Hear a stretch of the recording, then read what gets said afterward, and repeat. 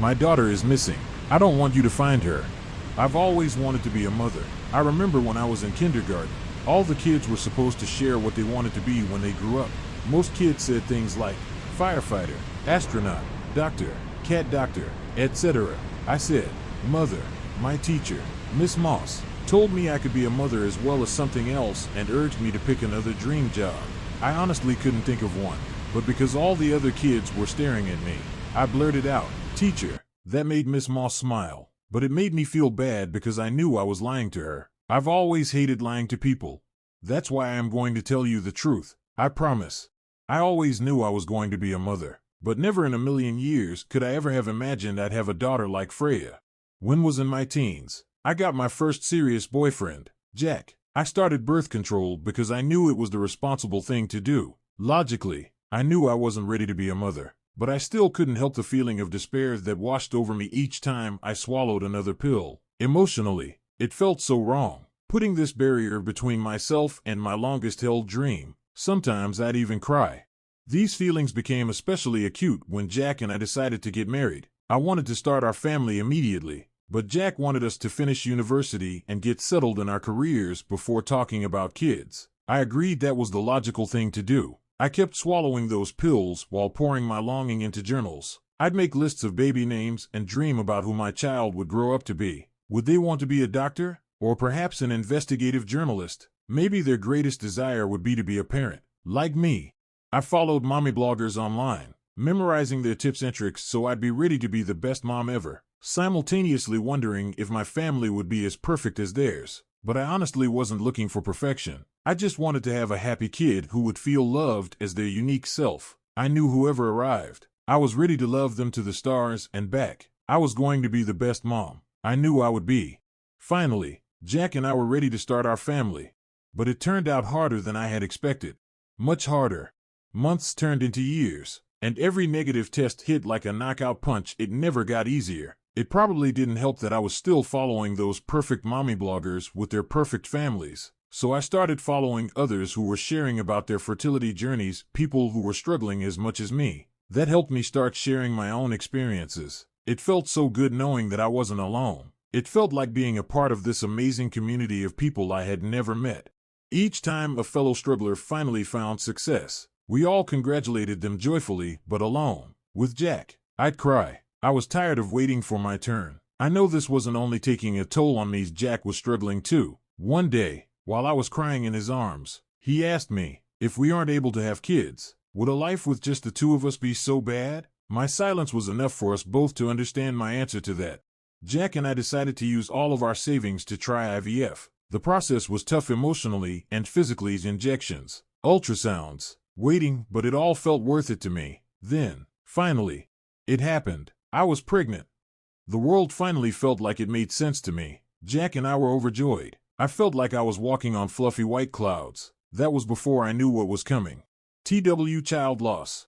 We found out I was carrying a boy. We named him Oliver. But then, during a routine ultrasound, everything changed. The technician's silence and the doctor's grave expression told us what we didn't want to hear. Something was wrong.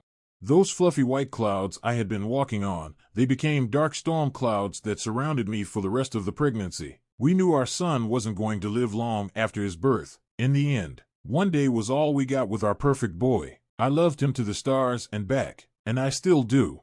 I just wish I could have done something more to give him more time. I couldn't help but feel I had failed him as a mother. The next days, weeks, months, passed in a haze of grief so heavy I didn't know how we'd survive it. The nursery we'd so joyfully prepared now felt like a cruel joke. Silence felt deafening and any noise was the wrong noise. I'd like to say that our relationship grew stronger through our shared grief, but it didn't. I wanted to start trying for another baby. I thought it would help us step forward out of the darkness we had felt trapped in. I thought it would be good for us to have something to look forward to. But Jack said he wasn't ready. He said we had to build back up our savings. It didn't take me long to get him to admit that. Actually, the main reason was that he was scared about having another sick child. Jack packed his bag to stay at a hotel for a night. He said he just needed a bit of space. He never moved back.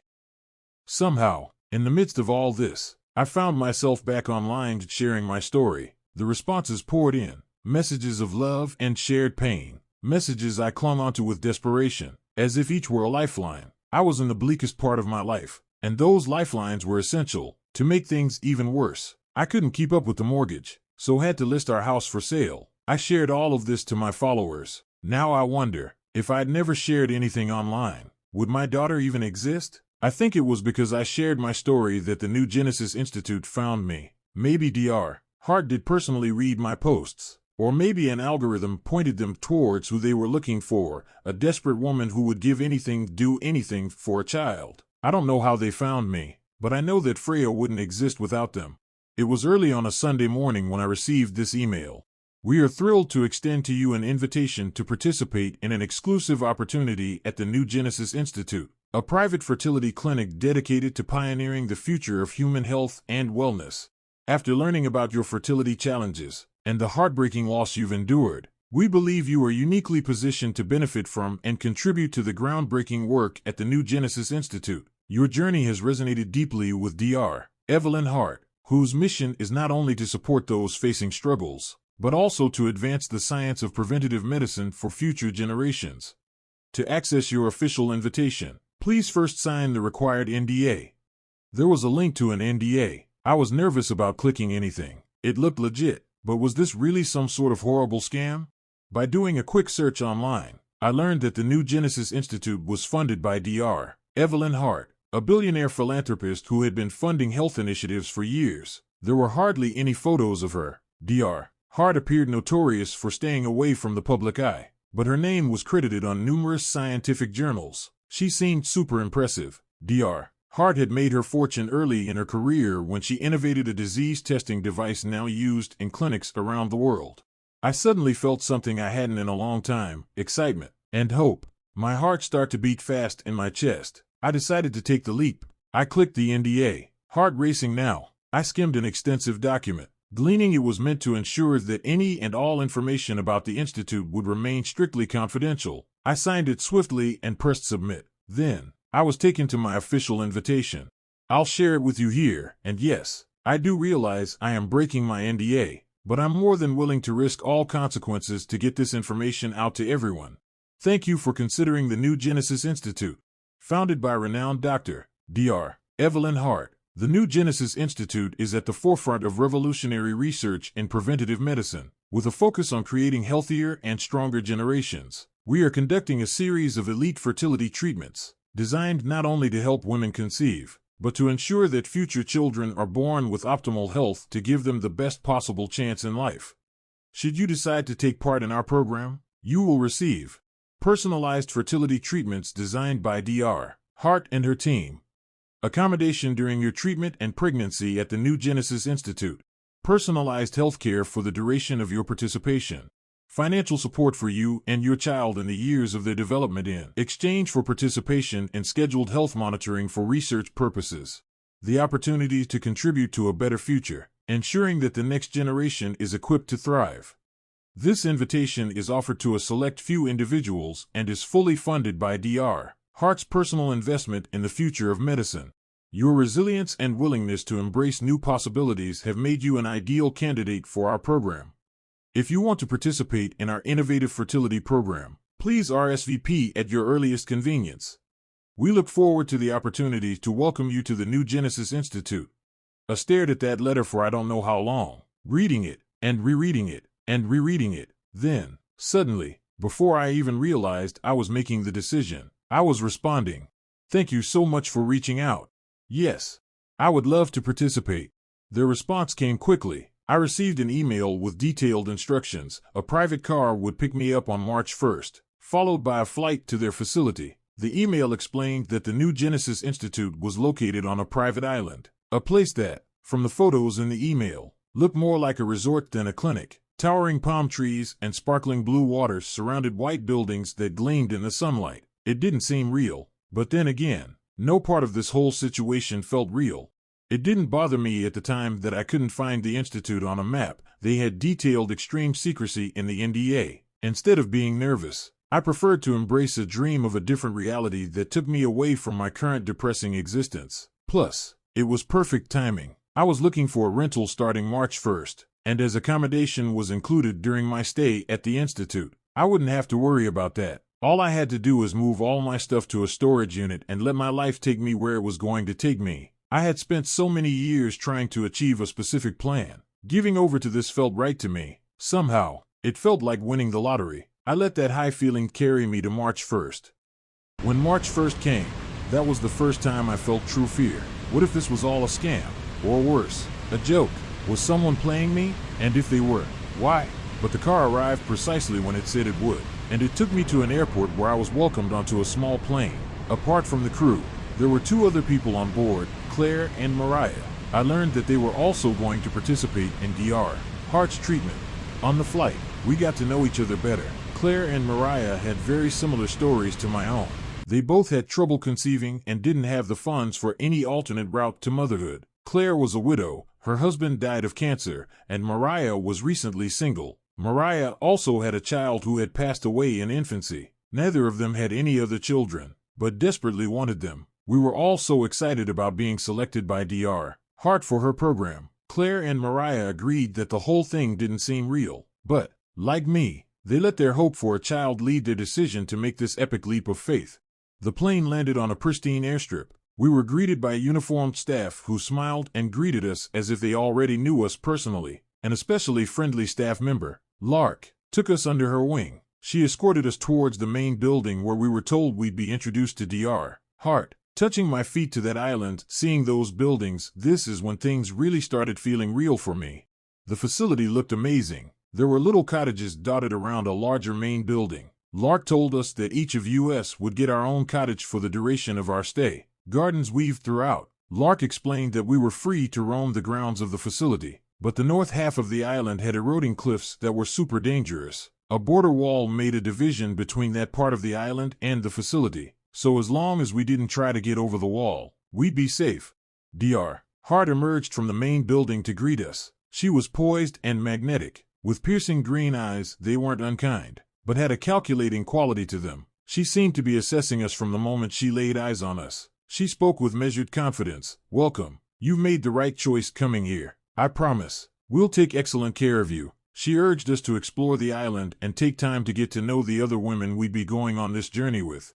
I learned there were 20 of us. Before we were permitted to start fertility treatment, we spent our days in group therapy sessions, sharing our stories, our hopes, and fears. We came from different backgrounds, different countries, even, but we all shared a unique bond. Every one of us were single. We had all suffered a tragic loss of a loved one, and we all had the seemingly impossible dream of motherhood. In the evenings, we'd wander the gardens or sit by the ocean. We'd often talk late into the night, bonding further over our excitement. But I realized that Mariah, who had seemed so excited about this opportunity on the plane, was growing increasingly nervous about being on the island. She didn't want to talk loudly about it though. As she said we were probably being watched and listened to. She seemed scared of Dr. Heart. I kept looking for hidden cameras, but I couldn't see any. I told her she was just being paranoid. I assumed now that Mariah was probably right. But then, I was actually mad at her for putting a damper on everyone's excitement. Finally, the day arrived that we would be beginning treatment. We all gathered in the main building where Dr. Heart would be speaking to us. There, we realized that our group of 20 was now 14. 6 women, including Mariah, were no longer there. Dr. Heart explained that there were a few women who were assessed as incompatible for the program and so were returned home. Dr. Heart explained our treatment process in detail. They would be using innovative science that combined traditional IVF with advanced genetic optimization techniques. She told us she had made her fortune by diagnosing problems, but she wanted to fix them. "You were selected," she said, "because you understand the anguish that comes with seeing a loved one held back by nothing but their own biology. You want a better life for your children. Not only will we be ensuring you conceive, we will also be ensuring your child has the strongest possible biological foundation. A healthier, brighter future for all humanity begins here." She told us that if anyone was uncomfortable with proceeding, they were welcome to step out and they would be flown home. She also made it clear that choosing to stay would mean we'd be leaving with a child. There was no question in my mind. I was going to stay. All of the remaining women stayed. We all wanted to bring our babies home. The 14 of us then began treatment. Apart from numerous injections, it honestly felt like the best holiday I'd ever been on. We were so well cared for. We always had the best food to eat, and massages and therapy whenever we needed it. The staff were amazing. In therapy, we were encouraged to see the health benefits our children were receiving as the future of humanity. We felt good about contributing to a healthy new generation. Every single one of us became pregnant quickly. Regular scans and health checks told us our babies were growing well. I was told I'd be having a girl. I was in bliss, falling in love with my little girl who I had yet to meet. She had strong kicks inside me, so I wanted a strong name for her. I named her Freya. I wondered if she would look like her brother. One night, Claire and I were sitting on the beach beneath the stars. Both our bellies had grown large by this time. I was stroking mine with love, but Claire just stared at hers. She made a grimace as her baby gave her a mighty kick. I could even see the press of his little foot against her stomach. Claire seemed troubled, her usual bright smile replaced by a shadow of doubt. "What's wrong?" I asked her. "Do you ever feel like there's something off about all this?" She responded quietly, her voice barely audible over the waves. "Off? No," I said quickly, but for some reason, I had the intense feeling I was lying. I pushed the feeling away because I didn't want to believe it, not when I was so close to finally holding my daughter in my arms. "Do you understand the specific treatment they've given to us and our babies?" Claire asked. "I'm not a doctor or a scientist," I responded. "I don't understand any of that technical stuff, but I know they know what they're doing. That's all that matters to me." "What if there's something, I don't know, wrong with our kids?" Claire asked me, eyes filling with tears. "There's nothing wrong. They've been monitoring them all so closely."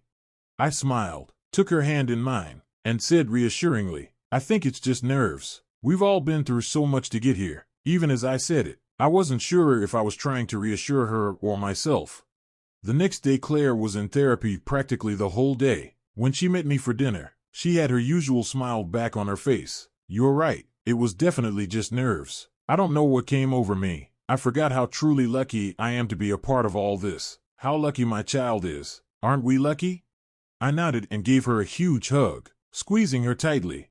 We were told that for the safety of us and our babies that delivering a little early by C-section would be best. We received the delivery schedule. Claire was to be first. I was last. I couldn't help but feel angry that I would be the last of us to be able to hold my child. But I reminded myself that I'd probably forget that feeling as soon as Freya was in my arms.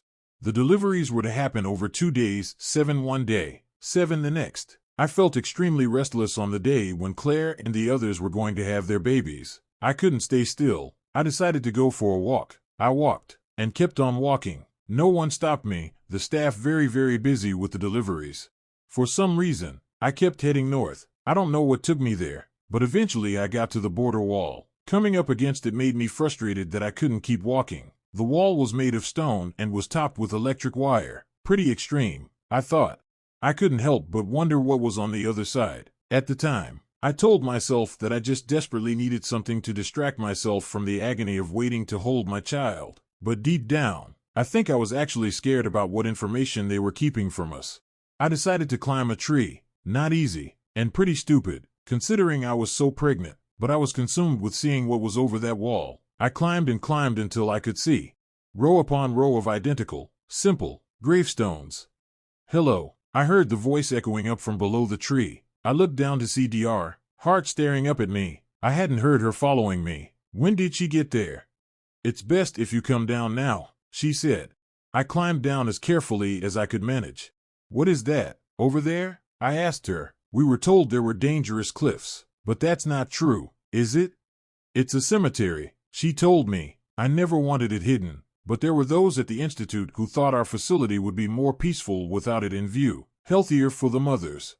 "Who are they? I mean, who are buried there?" I asked her, not really wanting to know the answer.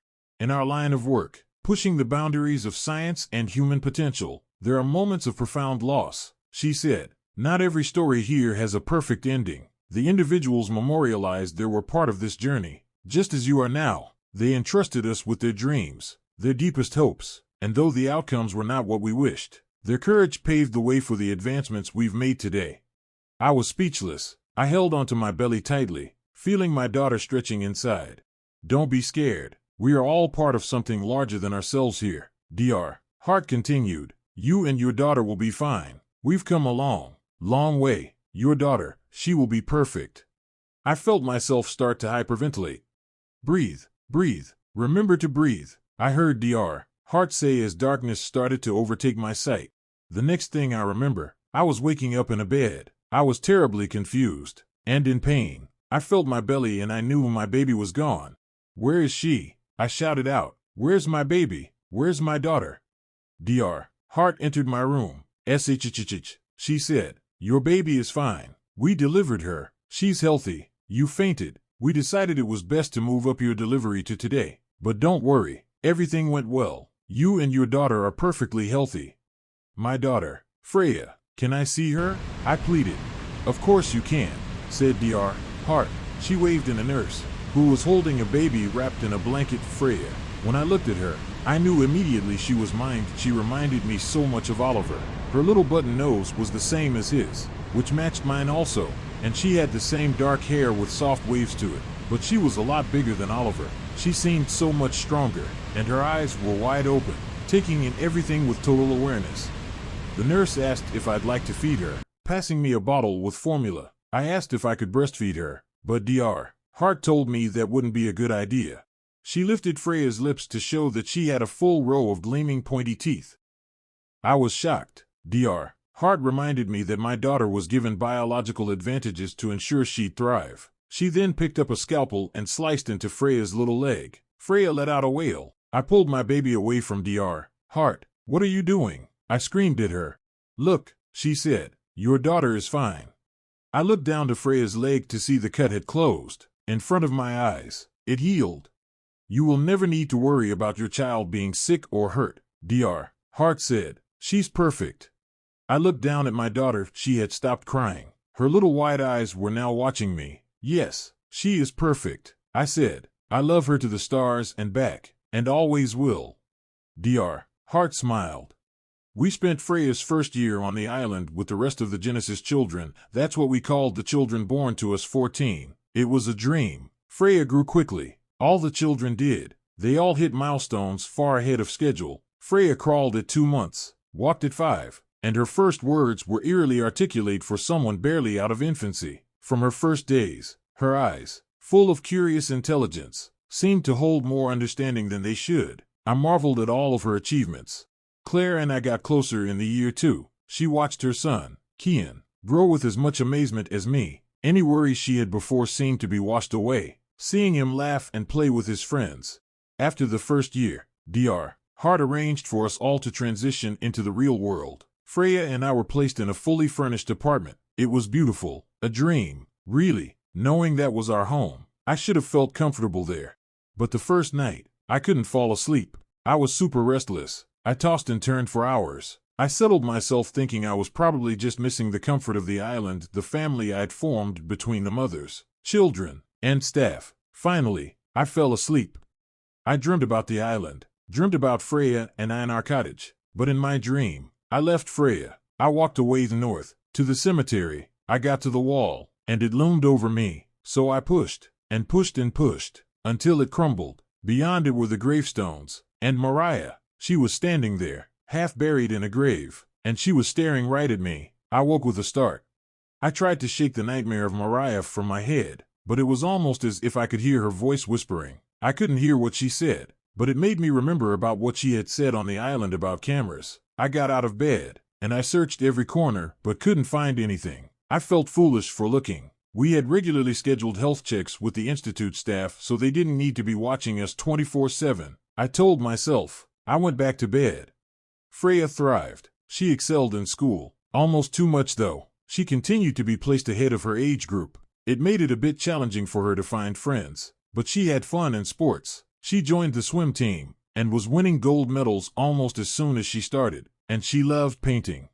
I kept in contact with Claire, who lived in the same city as me. Claire noticed that Kian was having challenges making friends too. It made her sad because she remembered how happy he was with the Genesis kids. I made a point of scheduling more playdates so Kian and Freya could hang out. The two got on really well. They were almost like siblings.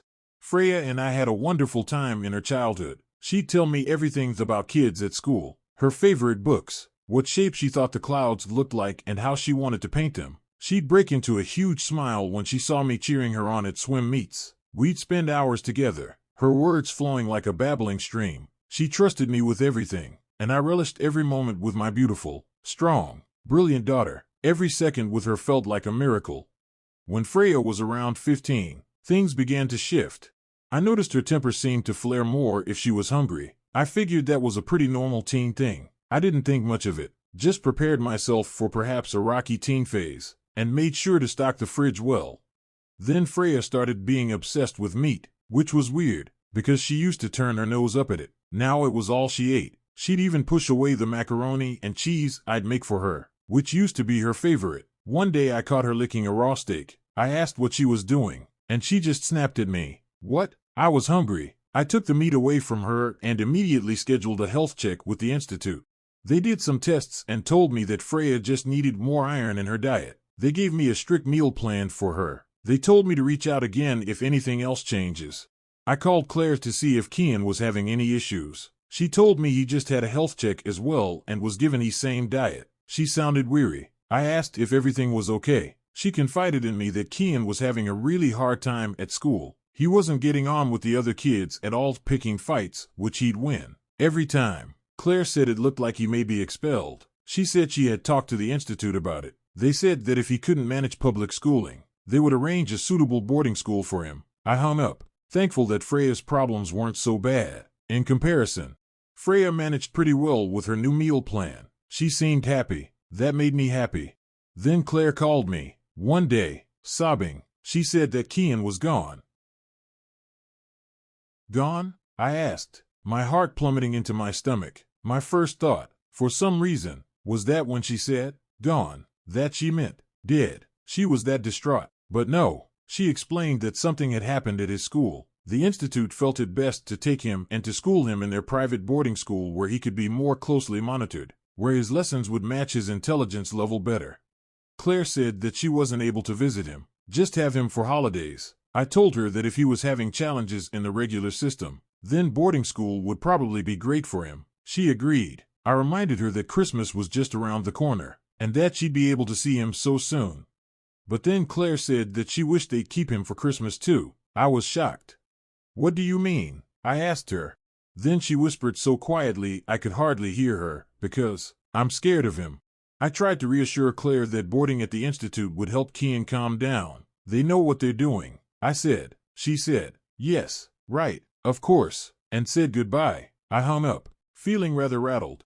I found Freya, who was reading in bed, and kissed her good night. That night I had that nightmare again, the one with Mariah in the graveyard. I woke up covered in a cold sweat. I got up out of bed to change and toss my soaked PJs in the wash. Then I noticed Freya's bedroom door was open. I looked and she was gone. I looked about the apartment. Freya? I called out, but there was no answer. I panicked. I ran out into the hall. Freya, I shouted. Then I saw her. She was emerging from our neighbor's apartment. What are you doing? I asked her. Then she turned to me, and that's when I saw it, the blood. Blood dripping down her mouth. I ran to her. Freya, what happened? Are you okay? I asked. Freya looked up at me, with a look of almost shock on her face. I was hungry, she answered plainly. I pushed into our neighbor's apartment to see the body, bloody, broken, chunks of flesh torn from it. I felt Freya grasp my arm tightly. Mom, I didn't want to kill anyone, I swear, she said. I was just hungry, starving. I had to eat. I felt myself begin to hyperventilate. Mom, breathe, I heard Freya say as darkness clouded my vision. Please, breathe. The next thing I remember is staff from the institute in my apartment. How and when they got there, I have no idea, but I saw there was still blood on Freya. They told me that they would take care of everything, that Freya needed special monitoring. They told me that she'd be taken care of in their private boarding school. Where Kian is, I managed to get out. Yes, I was told. Actually, Dr. Heart has decided that it will be best for all of the Genesis children to be schooled together from now on, a controlled environment where they can learn to manage their differences. They told me that they would keep in contact. I was so shocked that all I could do was nod. They started to usher Freya to the door. I jumped up, I wrapped Freya in a big hug and told her I loved her, that I would always love her. Then they were gone. Then, I just sat there, 4 hours, wondering if what I told my daughter was true. I told her I loved her. How could that be true? She just killed someone, ate them. I was horrified, disgusted. It made my head swim. My beautiful, strong, brilliant daughter is, what? A monster? I puked onto the floor in front of me. But I knew what I said wasn't a lie. I still loved my daughter, and I knew I still wanted to protect her. I trusted that the Institute would help her. They knew what they were doing, right? I called Claire and told her that Freya would be joining Kian at the boarding school. I wanted to tell her why, but I found I couldn't. I skirted around the truth, instead telling her that I truly believed they were both in the right place.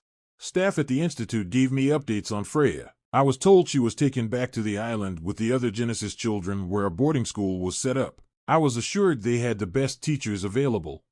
At first, the updates about Freya came regularly. The Institute staff told me that she was adjusting well to life among the other children, and Freya would write me letters. We were able to keep up a connection at the beginning, but over time, the updates grew sparse.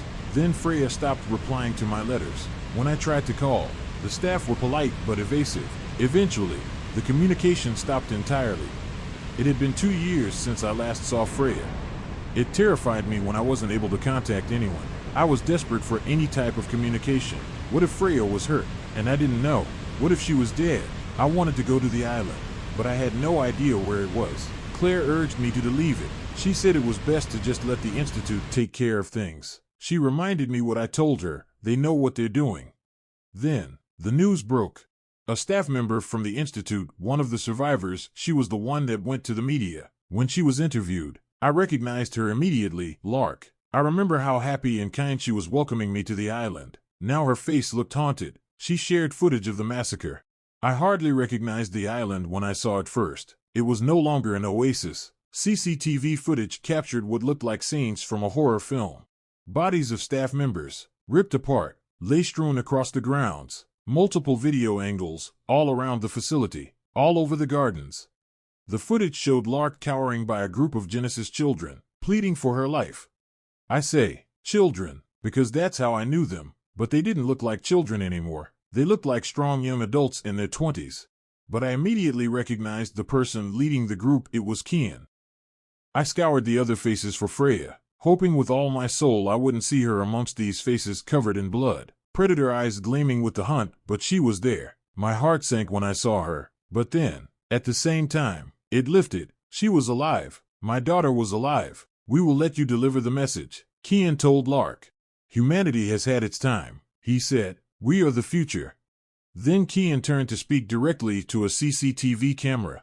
They thought they could control us, he shouted. They thought they were superior because they made us. No, we are stronger, faster, smarter. Humans are below us. Why should we bow to them? Why should we be caged?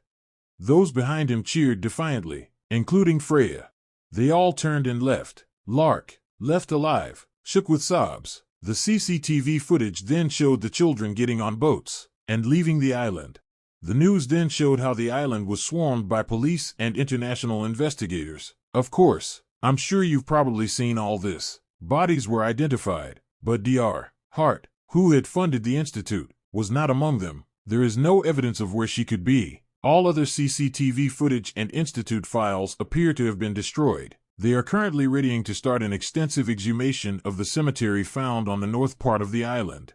I've spent nights, all waking hours, combing through the news, desperate for any sign of Freya. The attacks have now become widespread. It seems the children have probably split into smaller hunting groups. They strike swiftly, devouring adults, teens, children, anyone they can find. Then they disappear, as if becoming one with the shadows, only to reappear somewhere else when they become hungry again. No one knows where they stay in between attacks. I know everyone is afraid. For my part, I am sorry, but I still love Freya. I can't stop loving my daughter. When I first saw the footage, I'd like many of you, I'm sure, ran to lock my door immediately. I was terrified too. But then I unlocked it, because, truthfully, I want my daughter to return to me. I told you I wanted to tell you the truth. My daughter is missing and I want to find her. I want to wrap her in my arms and keep her safe. I love her to the stars and back. I want her to be happy. That's all I've ever wanted. That's what a good mother does, right? And I'll be completely honest with you now, because I hate telling a lie. I'm not sure what lengths I will go to make sure she's happy. But I want to make sure good people aren't hurt, killed, eaten. Not when there are bad people out there. If my daughter needs meat, needs blood, there's no reason for her to feed on good people. I don't want you to be eaten. I promise you that, because you're good people, right? Right, I know you are. My daughter is missing, But I don't want you to find her. I can find more suitable food for her, I promise.